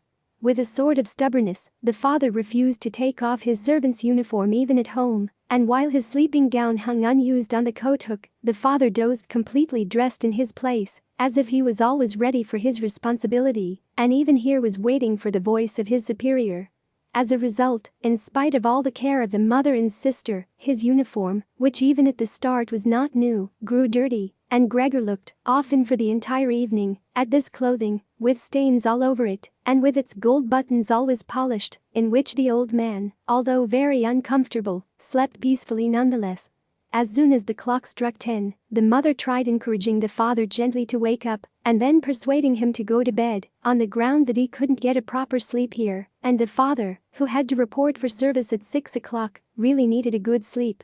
But in his stubbornness, which had gripped him since he had become a servant, he insisted always on staying even longer by the table, although he regularly fell asleep, and then could only be prevailed upon with the greatest difficulty to trade his chair for the bed. No matter how much the mother and sister might at that point work on him with small admonitions, for a quarter of an hour he would remain to shake his head slowly, his eyes closed, without standing up. The mother would pull him by the sleeve and speak flattering words into his ear. The sister would leave her work to help her mother, but that would not have the desired effect on the father. He would settle himself even more deeply in his armchair. Only when the two women grabbed him under the armpits would he throw his eyes open, look back and forth at the mother and sister, and habitually say, "This is life. This is the peace and quiet of my old age." And propped up by both women, he would heave himself up, elaborately, as if for him it was the greatest travail, allow himself to be led to the door by the women, wave them away there and proceed on his own from there, while the mother quickly threw down her sewing implements and the sister her pen, in order to run after the father and help him some more. In this overworked and exhausted family, who had time to worry any longer about Gregor more than was absolutely necessary? The household was constantly getting smaller. The servant girl was now let go. A huge bony cleaning woman with white hair flapping all over her head came in the morning and the evening to do the heaviest work. The mother took care of everything else in addition to her considerable sewing work. It even happened that various pieces of family jewelry, which previously the mother and sister had been overjoyed to wear on social and festive occasions, were sold, as Gregor found out in the evening from the general discussion of the prices they had fetched. But the greatest complaint was always that they could not leave this apartment, which was too big for their present means, since it was impossible to imagine how Gregor might be moved. But Gregor fully recognized that it was not just consideration for him which was preventing a move, for he could have been transported easily in a suitable box with a few air holes. The main thing holding the family back from a change in living quarters was far more their complete hopelessness and the idea that they had been struck by a misfortune like no one else in their entire circle of relatives and acquaintances. What the world demands of poor people they now carried out to an extreme degree. The father bought breakfast to the petty officials at the bank, the mother sacrificed herself for the undergarments of strangers, the sister behind her desk was at the beck and call of customers, but the family's energies did not extend any further. and the wound in his back began to pain Gregor all over again when now mother and sister, after they had escorted the father to bed, came back, let their work lie, moved close together, and sat cheek to cheek, and when his mother would now say, pointing to Gregor's room, close the door, greet, and when Gregor was again in the darkness, while close by the women mingled their tears or, quite dry-eyed, stared at the table. Gregor spent his nights and days with hardly any sleep. Sometimes he thought that the next time the door opened he would take over the family arrangements just as he had earlier. In his imagination appeared again, after a long time, his employer and supervisor and the apprentices, the excessively gormless custodian, 2 or 3 friends from other businesses, a chambermaid from a hotel in the provinces, a loving fleeting memory, a female cashier from a hat shop, whom he had serious, but too slowly courted. They all appeared mixed in with strangers or people he had already forgotten, but instead of helping him and his family, they were all unapproachable, and he was happy to see them disappear. But then he was in no mood to worry about his family. He was filled with sheer anger over the wretched care he was getting, even though he couldn't imagine anything for which he might have an appetite. Still, he made plans about how he could take from the larder what he at all account deserved, even if he wasn't hungry. Without thinking any more about how one might be able to give Gregor special pleasure, the sister now kicked some food or other very quickly into his room in the morning and at noon, before she ran off to her shop, and in the evening, quite indifferent about whether the food had perhaps only been tasted or, what happened most frequently, remained entirely undisturbed, she whisked it out with one sweep of her broom. The task of cleaning his room, which she now always carried out in the evening, could not be done any more quickly. Streaks of dirt ran along the walls, here and there lay tangles of dust and garbage. At first, when his sister arrived, Gregor positioned himself in a particularly filthy corner in order with this posture to make something of a protest. But he could have well stayed there for weeks without his sister's changing her ways. Indeed, she perceived the dirt as much as he did, but she had decided just to let it stay. In this business, with a touchiness which was quite new to her and which had generally taken over the entire family, she kept watching to see that the cleaning of Gregor's room remained reserved for her. Once his mother had undertaken a major cleaning of Gregor's room, which she had only completed successfully after using a few buckets of water. But the extensive dampness made Gregor sick, and he lay supine, embittered and immobile on the couch. However, the mother's punishment was not delayed for long. For in the evening the sister had hardly observed the change in Gregor's room before she ran into the living room mightily offended and, in spite of her mother's hand lifted high in entreaty, broke out in a fit of crying. Her parents, the father had, of course, waking up with a start in his armchair, at first looked at her astonished and helpless, until they started to get agitated. Turning to his right, the father heaped reproaches on the mother that she was not to take over the cleaning of Gregor's room from the sister, and, turning to his left, he shouted at the sister that she would no longer be allowed to clean Gregor's room ever again, while the mother tried to pull the father, beside himself in his excitement, into the bedroom. The sister, shaken by her crying fit, pounded on the table with her tiny fists, and Gregor hissed at all this, angry that no one thought about shutting the door and sparing him the sight of this commotion. But even when the sister, exhausted from her daily work, had grown tired of caring for Gregor as she had before, even then the mother did not have to come at all on her behalf. And Gregor did not have to be neglected. For now the cleaning woman was there. This old widow, who in her long life must have managed to survive the worst with the help of her bony frame, had no real horror of Gregor. Without being in the least curious, she had once by chance opened Gregor's door. At the sight of Gregor, who, totally surprised, began to scamper here and there, although no one was chasing him, she remained standing with her hands folded across her stomach staring at him. Since then she did not fail to open the door furtively a little every morning and evening to look in on Gregor. At first, she also called him to her with words which she presumably thought were friendly, like "Come here for a bit, old dung beetle," or "Hey, look at the old dung beetle." Addressed in such a manner, Gregor answered nothing, but remained motionless in his place, as if the door had not been opened at all. If only, instead of allowing this cleaning woman to disturb him uselessly whenever she felt like it, they had instead given her orders to clean up his room every day.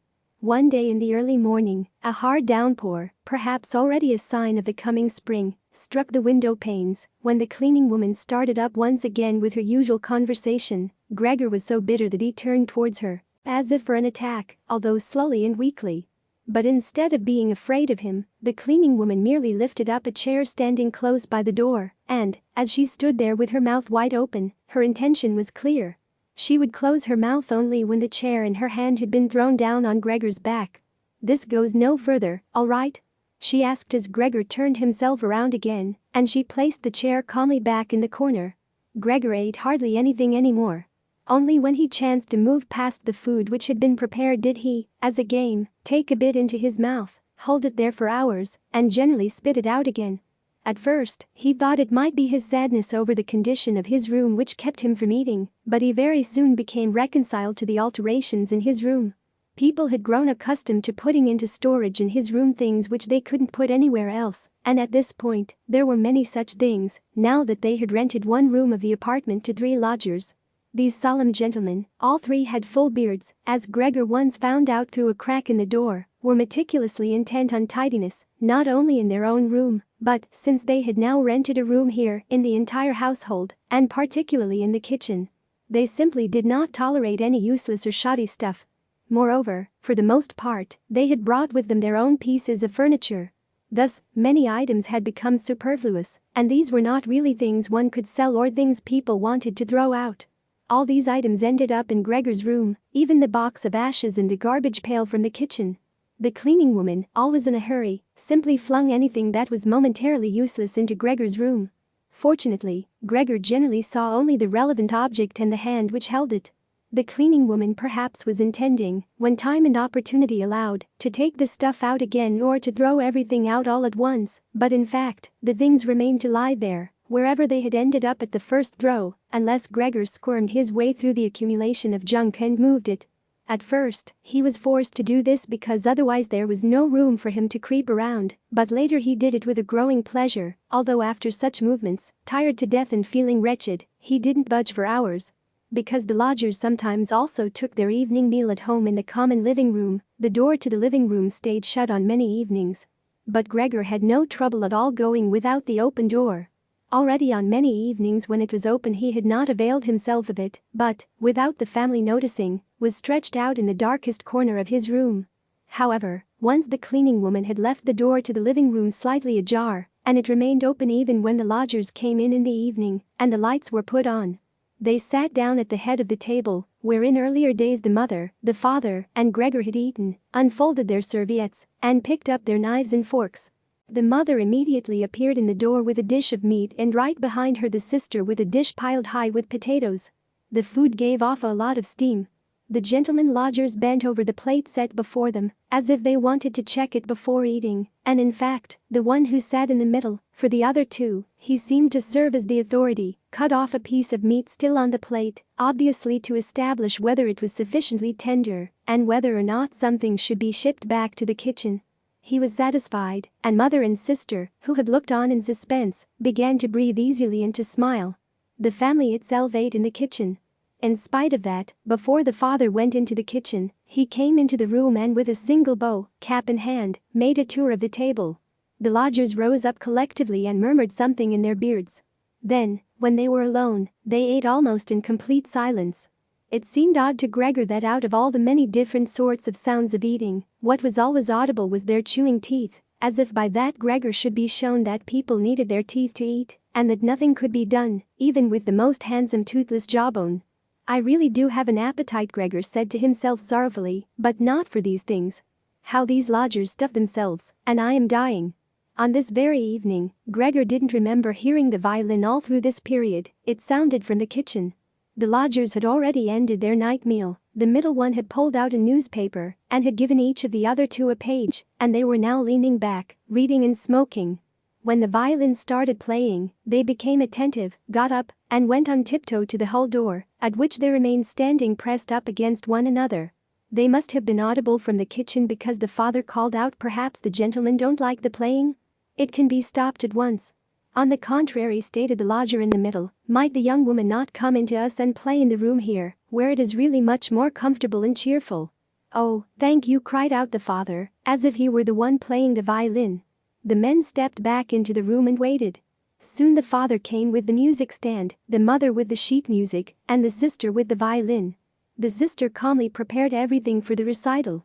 The parents, who had never previously rented a room and therefore exaggerated their politeness to the lodgers, dared not sit on their own chairs. The father leaned against the door, his right hand stuck between two buttons of his buttoned-up uniform. The mother, however, accepted a chair offered by one lodger. Since she left the chair sit where the gentleman had chanced to put it, she sat to one side in a corner. The sister began to play. The father and mother followed attentively, one on each side, the movements of her hands. Attracted by the playing, Gregor had ventured to advance a little further forward, and his head was already in the living room. He scarcely wondered about the fact that recently he had had so little consideration for the others. Earlier this consideration had been something he was proud of. And for that very reason, he would have had at this moment more reason to hide away, because as a result of the dust which lay all over his room and flew around with the slightest movement, he was totally covered in dirt. On his back and his sides, he carted around with him dust, threads, hair, and remnants of food. His indifference to everything was much too great for him to lie on his back and scour himself on the carpet, as he often had done earlier during the day. In spite of his condition, he had no timidity about inching forward a bit on the spotless floor of the living room. In any case, no one paid him any attention. The family was all caught up in the violin playing. The lodgers, by contrast, who for the moment had placed themselves, their hands in their trouser pockets, behind the music, stand much too close to the sister, so that they could all see the sheet music, something that must certainly bother the sister, soon drew back to the window conversing in low voices with bowed heads, where they then remained, worriedly observed by the father. It now seemed really clear that, having assumed they were to hear a beautiful or entertaining violin recital, they were disappointed and were allowing their peace and quiet to be disturbed only out of politeness. The way in which they all blew the smoke from their cigars out of their noses and mouths, in particular, led one to conclude that they were very irritated.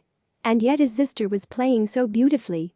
Her face was turned to the side, her gaze followed the score intently and sadly. Gregor crept forward still a little further and kept his head close against the floor in order to be able to catch her gaze if possible. Was he an animal that music so seized him? For him, it was as if the way to the unknown nourishment he craved was revealing itself to him. He was determined to press forward right to his sister, to tug at her dress, and to indicate to her in this the way that she might still come with her violin into his room, because here no one valued the recital as he wanted to value it. He did not wish to let her go from his room anymore, at least not as long as he lived. His frightening appearance would for the first time become useful for him. He wanted to be at all the doors of his room simultaneously and snarl back at the attackers. However, his sister should not be compelled, but would remain with him voluntarily. She would sit next to him on the sofa, bend down her ear to him, and he would then confide in her that he firmly intended to send her to the conservatory, and that, if his misfortune had not arrived in the interim, he would have declared all this last Christmas, had Christmas really already come and gone, and would have brooked no argument. After this explanation his sister would break out in tears of emotion, and Gregor would lift himself up to her armpit and kiss her throat, which she, from the time she started going to work, had left exposed without a band or a collar. Mr. Samsa called out the middle lodger to the father and pointed his index finger, without uttering a further word, at Gregor as he was moving slowly forward. The violin fell silent. The middle lodger smiled, first shaking his head once at his friends, and then looked down at Gregor once more.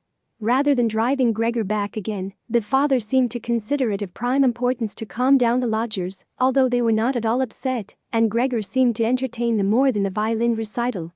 The father hurried over to the men with outstretched arms, tried to push them into their own room and simultaneously to block their view of Gregor with his own body. At this point, they became really somewhat irritated, although one no longer knew whether that was because of the father's behavior or because of knowledge they had just acquired that they had had, without knowing it, a neighbor like Gregor. They demanded explanations from his father, raised their arms to make their points, tugged agitatedly at their beards, and moved back towards their room quite slowly. In the meantime, the isolation which had suddenly fallen upon his sister after the sudden breaking off of the recital had overwhelmed her. She had held on to the violin and bow in her limp hands for a little while and had continued to look at the sheet music as if she was still playing.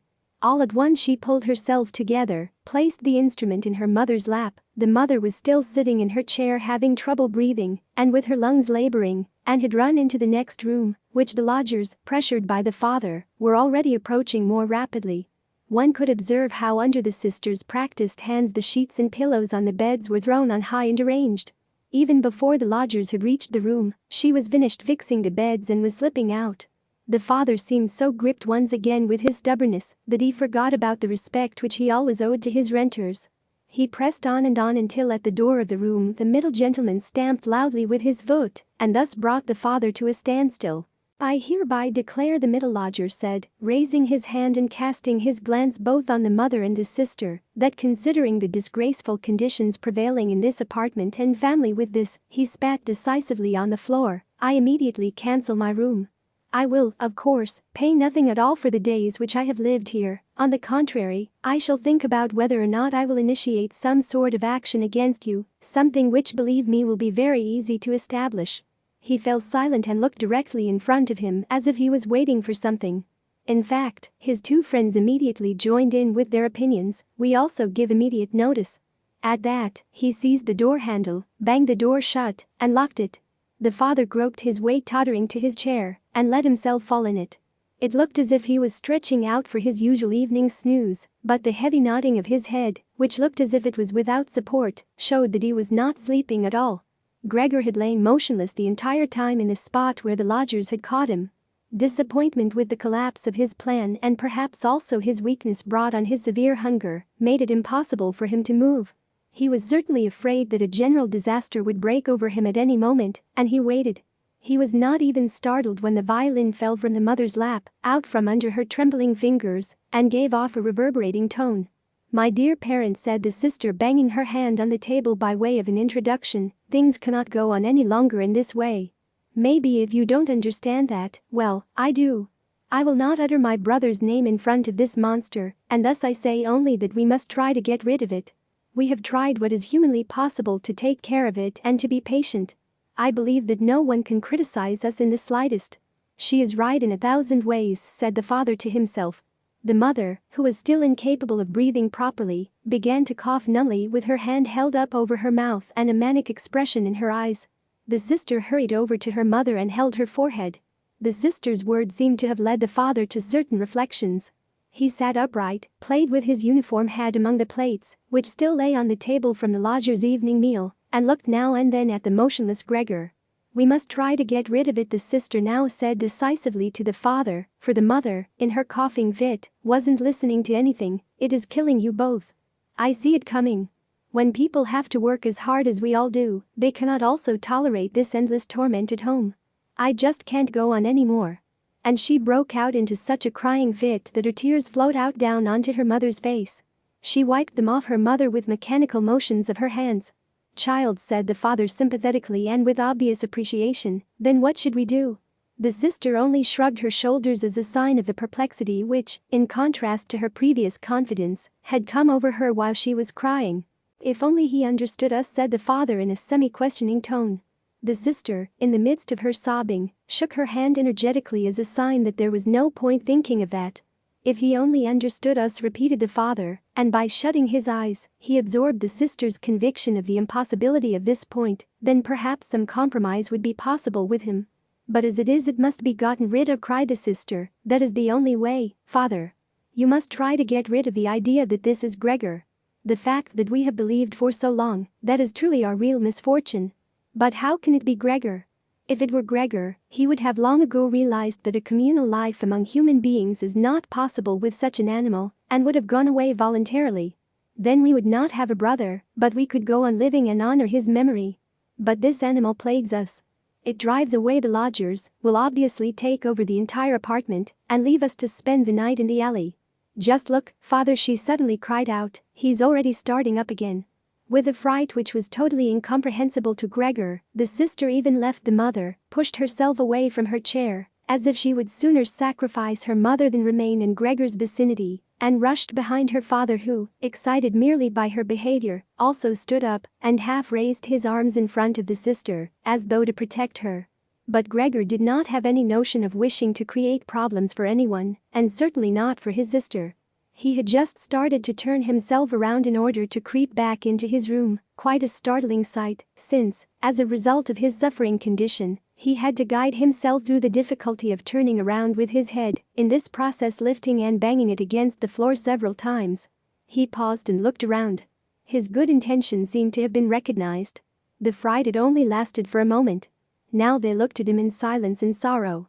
His mother lay in her chair, with her legs stretched out and pressed together, her eyes were almost shut from weariness. The father and sister sat next to one another.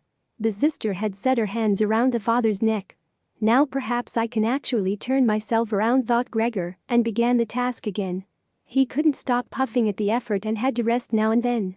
Besides, no one was urging him on. It was all left to him on his own. When he had completed turning around, he immediately began to wander straight back. He was astonished at the great distance which separated him from his room, and did not understand in the least how in his weakness he had covered the same distance a short time before, almost without noticing it. Constantly intent only on creeping along quickly, he hardly paid any attention to the fact that no word or cry from his family interrupted him.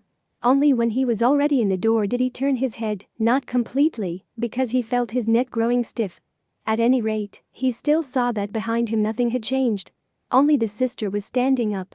His last glimpse brushed over the mother, who was now completely asleep. Hardly was he inside his room when the door was pushed shut very quickly, bolted fast, and barred.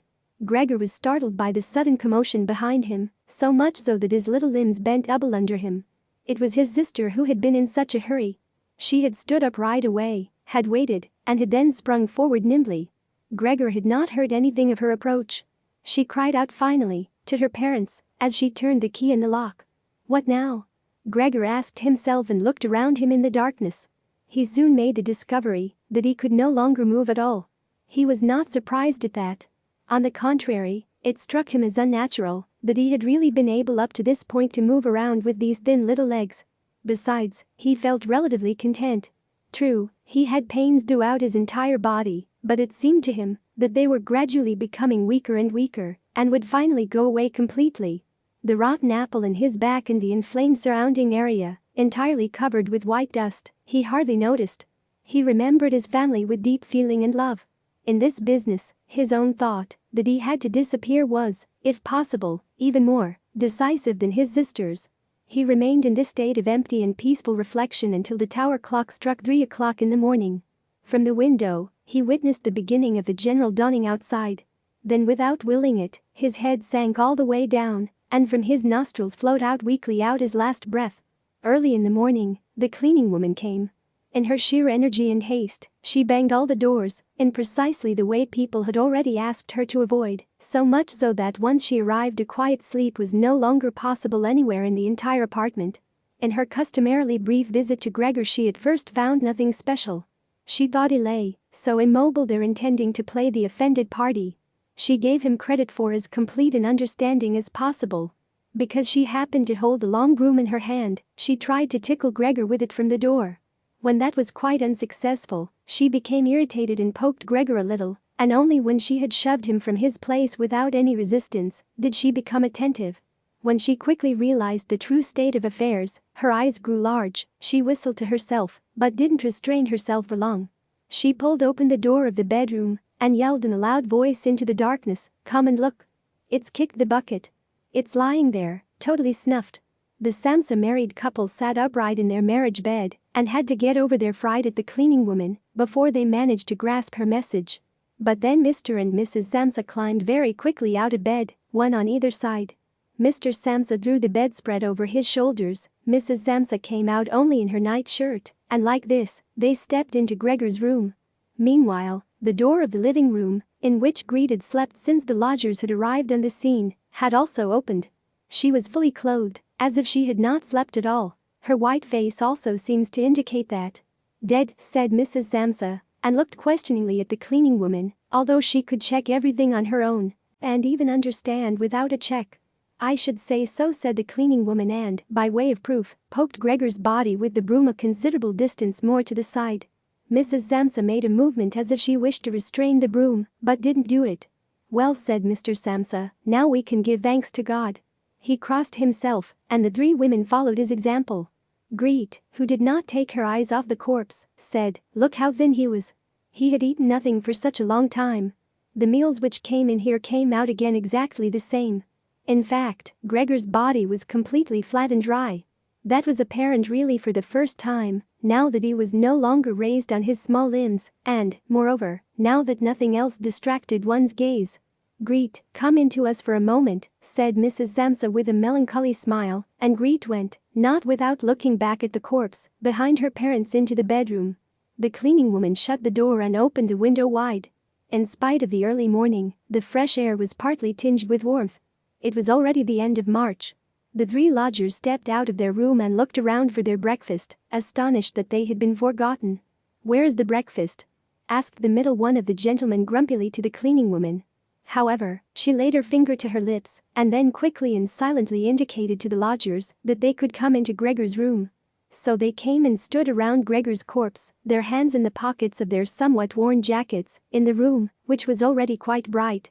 Then the door of the bedroom opened, and Mr. Samsa appeared in his uniform, with his wife on one arm and his daughter on the other. All were a little tear-stained. Now and then Greet pressed her face onto her father's arm. "Get out of my apartment immediately," said Mr. Samsa and pulled open the door, without letting go of the women. "What do you mean?" said the middle lodger, somewhat dismayed and with a sugary smile. The two others kept their hands behind them and constantly rubbed them against each other, as if in joyful anticipation of a great squabble which must end up in their favor. "I mean exactly what I say," replied Mr. Samsa, and went directly with his two female companions up to the lodger. The latter at first stood there motionless and looked at the floor, as if matters were arranging themselves in a new way in his head.